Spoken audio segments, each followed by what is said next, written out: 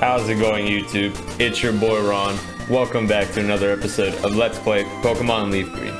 In the last episode, we had saved Losette at 3 Island, we returned her back home, and we are done with the Sevi Isles. We can go ahead and go straight for the last gym leader to grab our final Kanto gym badge, but before we do, I did promise we are going to be going after the 3 legendary Kanto bird Pokemon, and we are going to start off with the one I was already mentioning as we closed off last episode. It is Moltres. So Moltres is going to be located. Yeah, great way to start off an episode, right? Wild encounter. I'm gonna ignore those. I do want to put on a max repel though. I probably should have done that from the beginning. But while I go ahead and do that, I can go ahead and explain. There we go. I can go explain a little bit about Moltres right now. I'm pretty sure this is a trainer. Yep. Okay.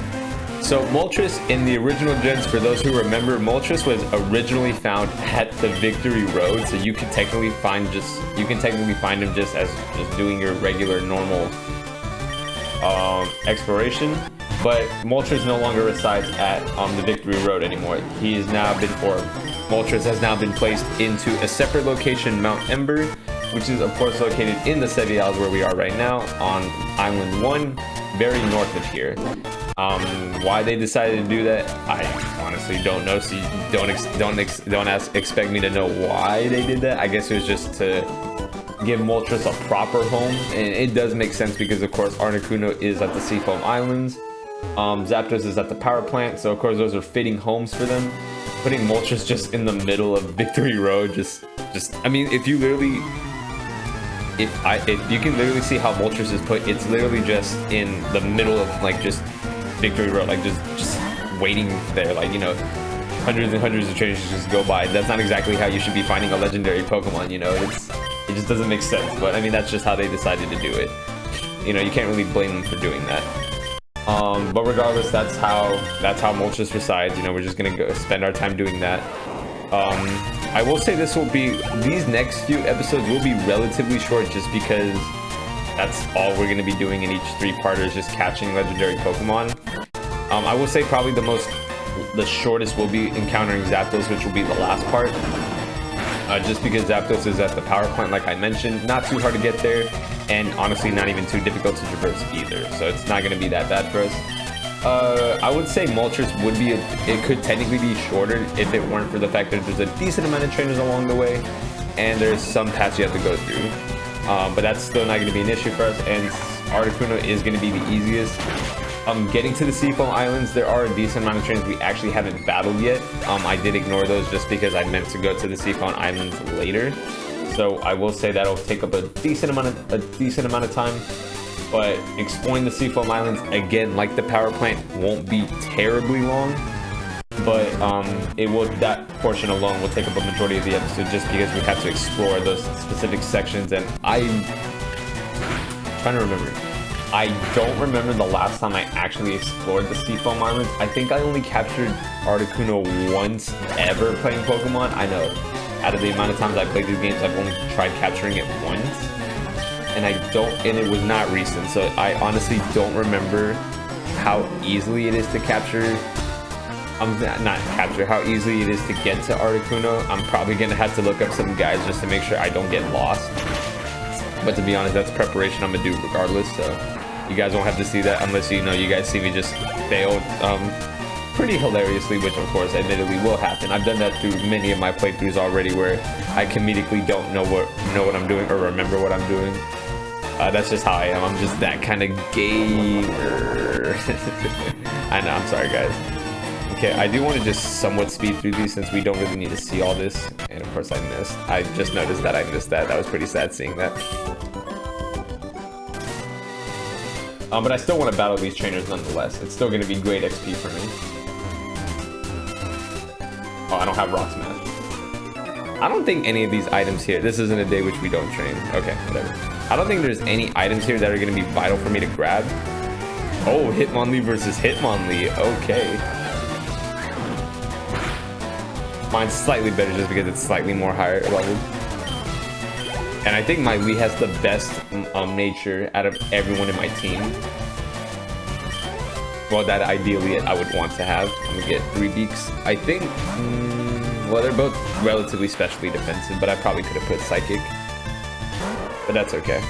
I just got to be careful if it's elemental punches. But again, it shouldn't do terribly much because I already went into this debate about the, oh, it doesn't even matter. But like I was gonna say, if it had lived, we've already gone through the debate over the physical special split on moves. We don't need to go through that again. I've already explained that enough times. Okay, let's just continue heading forward. There shouldn't be too many trainers other than that guy right there, and then just a select few that are gonna be north. Mount Ember, I believe, where of course where Moltres is gonna have the most, probably about like 4 trainers there.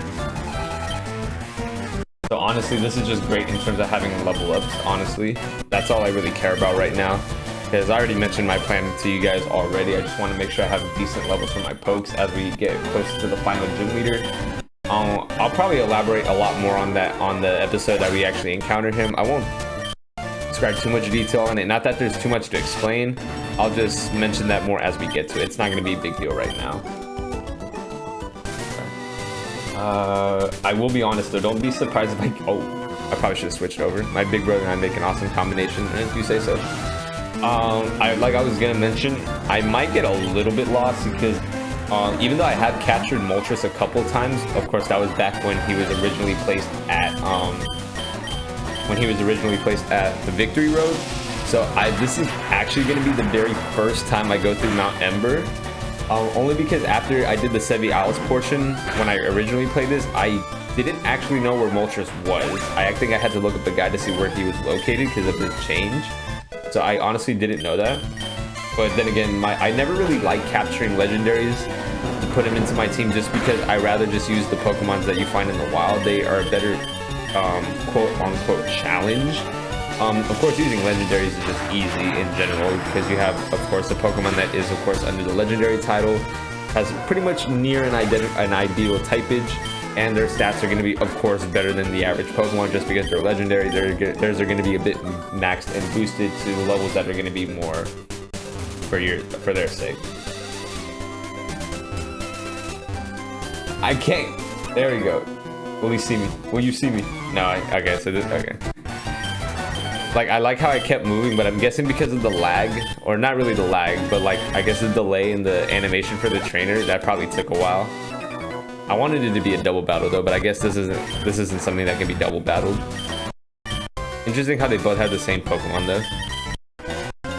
That'd be a pretty good idea to have it for a double battle. But I think Emerald and Ruby and Sapphire, so I guess the actual 3rd generation made double battles more a predominant feature than here. What's this one? Light the fire in your heart, the Ember Spa. Oh, okay, so this is the Ember Spa.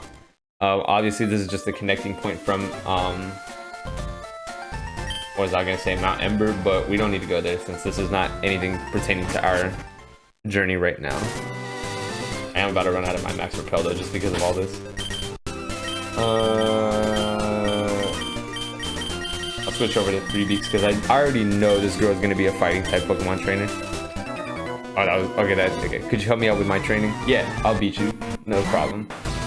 You have Mankey. You have Mankey right now. Did you have something better? Yeah, Primate's better. Primate is a better Poke. You were a cut above me. Well, of course, I'm trying to be a Pokemon master right now. But before I can even go for my final badge, I just want to do this. Just because I've never captured the legendary. Yes, that's what I wanted to say. I never captured the legendary Pokemon. Like, have you ever heard of them? Articuno, Zipdo, Articuno, and Moltres. Legendary pokes. Oh, please don't have Psychic. I knew he was gonna have a Water type. I just didn't know he was gonna have Starmie. I'm actually surprised I outspeed it. I mean, I know I'm 7 levels above it, but Venusaur isn't really a fast poke naturally, so I'm a little surprised I was able to outspeed its Starmie. That's why my Starmie's better. Fitting. Nice name for a water type trainer. The weather's gorgeous. Perfect for a battle. Probably, yeah. Oh, Seadra. Man, I would love to have had Kingdra if it wasn't a National Dex exclusive, meaning we can't get it legitimately through their original game. Kingdra's such a good poke. It's like an all-around good poke. Stats. What is it? What was I trying to... Oh yeah, stats. Has a relatively decent ability. I think it can learn Swift Swim, which is good for water types in general. Just increases speed in the rain. And of course, it also has just a great overall move pool. Not so much in the 3rd generation, but it still knows decent moves well enough for it to have a good stance in the game. But regardless, we're not going for one. I actually just realized too, I don't, even in my, oh well, I didn't have an Altaria yet. Haven't gotten a legendary, I haven't used a dragon type yet. I guess dragon type, I remember when I was younger, dragon types were what I considered to be like a very OP, quote unquote on that, an OP type. I always thought they were just going to be so overpowerful and great. And to a certain extent they are resistant to, of course, like the elemental moves, if that's what they're supposed to be called, so fire, water, grass, and electric. Pretty much most common attacking types you'll see. Their only weakness is going to be ice type moves, because I guess ice freezes dragons that can't fly or something like that, and then of course dragon beats dragon in a fight, so that's kind of why. That's why I always like trying to have a dragon type on my team, but I haven't done that yet. I think when I do my next Pokemon Let's Play, I may include one, but we'll see how that goes, because I still haven't decided on my next Pokemon Let's Play as of right now. Have ideas, but I haven't decided it 100% right now. So I'll go ahead and speak more on that next time. Not really too pertaining right now. Okay, we are now in Mount Ember. I think this guy, can you imagine? If this volcano were to erupt, the explosion would be the end of us. How terrifying is that? While we are terrified, would you like me to teach you explosion? Okay, so he teaches you explosion. Very great move, but I don't have a Pokemon that can actually learn it. Unfortunate. It is a very terrifying move. Pretty sure I have someone that can learn strength. Okay, so what I'm doing right now isn't the path to Mount Ember, or to the summit at least. This is just for items, and then of course for trainer battles. Oh, they actually saw me from all the way up there. Do you know how the case from the inside the volcanoes? Nope. I'm so glad I technically don't have a fire type. Oh, come on. This is gonna take a while if I don't get through these paralyses, paralyzations. I just want to skip through all of this because I already know that I've never had any luck. Okay, so let me explain my thought process for capturing legendary Pokemon. I never really have good luck capturing them. Oh, and I am supposed to go this way. Okay, so I never have any good luck capturing them. I don't exactly catch a lot, or I attempt to catch a lot, just because I'm not really interested in adding them to my team. I've already said that before. But the times I do, I normally only try to capture them with, of course they crit me. I only try to capture them with like a Master Ball. So anytime I ever get one, which we already did get one back when we were at the Slip Coast saving the president, we did get one, so I could technically use that. I don't know who I'm gonna use it on. I did try to stock up on Ultra Balls just because I wanted to make sure I had them. And I didn't want to, you know, spend the entire time just doing this, and then we get to the very end of the episode, and then you realize that I run out of Pokeballs and can't capture it.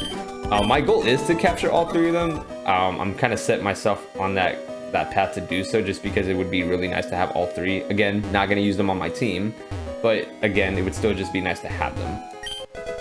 Dire Hit. That is not a good item I want. I don't use these.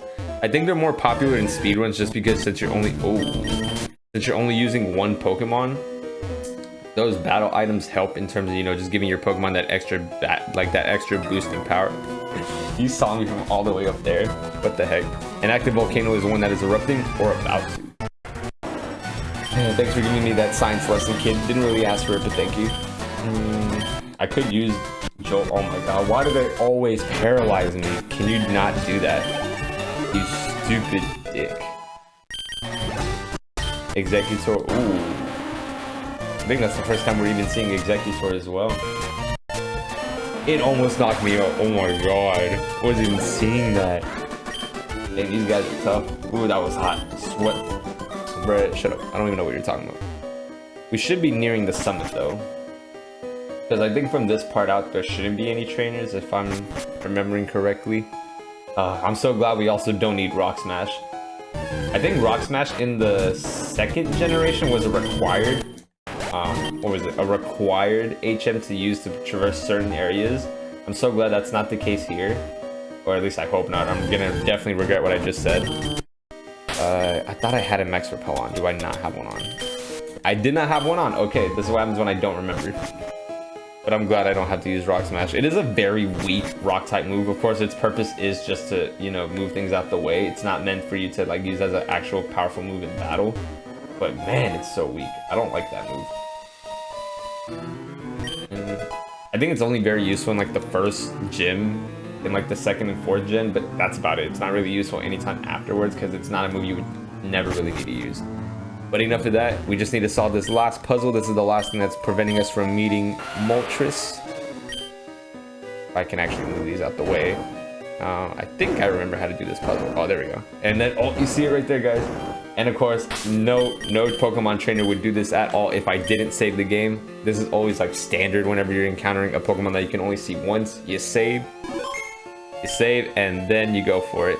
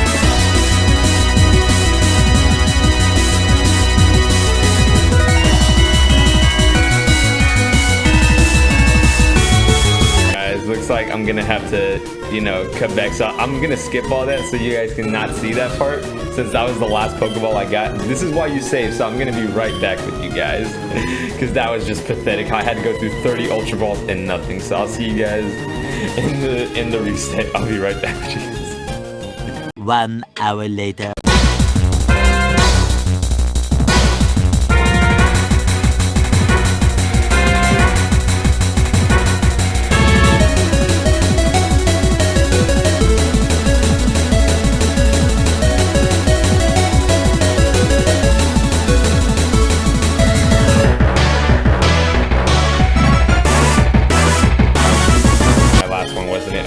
So this is, I'm not showing you guys all this. This is reset number 2 now. After 60 Ultra Balls, nothing. So I'll be back with you guys for a third time. 2 hours later.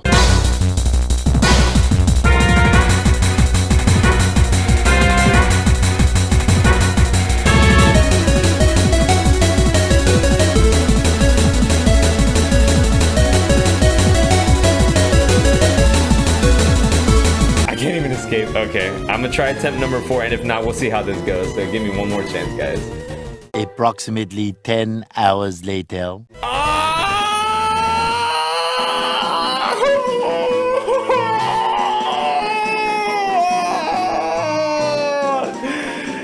That literally took over 100 Ultra Balls, but I didn't do it. I'm mad at myself. I forgot to unpause it, but because I was just getting so frustrated. But after 100 Ultra Balls, after 100 of them, oh my god, Moltres, the flame Pokemon. It is said to be the legendary bird Pokemon of fire. Every flap of its wings creates a dazzling flare of flames. You stupid bird! It took over 100 Ultra Balls to capture you. I hate you so much. I want to get out of here. I can't even fly out of here. I need to use the escape rope. Guys, that took so long. I'm cutting all that out because that was really annoying. I'm out of here. And that is the end of today's episode. I'm cutting out a lot of it, but you guys already know that that pained me so hard, and I'm done with this game. I'm really done with this game. Get me out of here. I want to go to One Island. So guys, thank you so much for watching today's video. Hope you enjoyed. That took so long. This was killing me. Over 100 Ultra Balls to capture a Moltres, and they finally did it, and it was super frustrating. Okay. But we are now leaving the Sevi Isles because we are done here. We are not coming back unless I decide to do the post game, which I'm still debating, but I'm most likely not going to do it. So sorry about that, guys. Okay, in the next episode, guys, I'm going to go ahead and fly over to Cinnabar Island because we are going to be making our way over to the Seafoam Islands, which is going to be east, not west. It is east of them, and we are going to be going ahead and attempting an attempt to capture the legendary ice bird Pokemon, Articuno. So in the next episode, guys, I will meet you guys back here at Cinnabar Island so we can make our journey over there. And then I'm going to be restocking on more Pokeballs. I will see you guys then. Take care.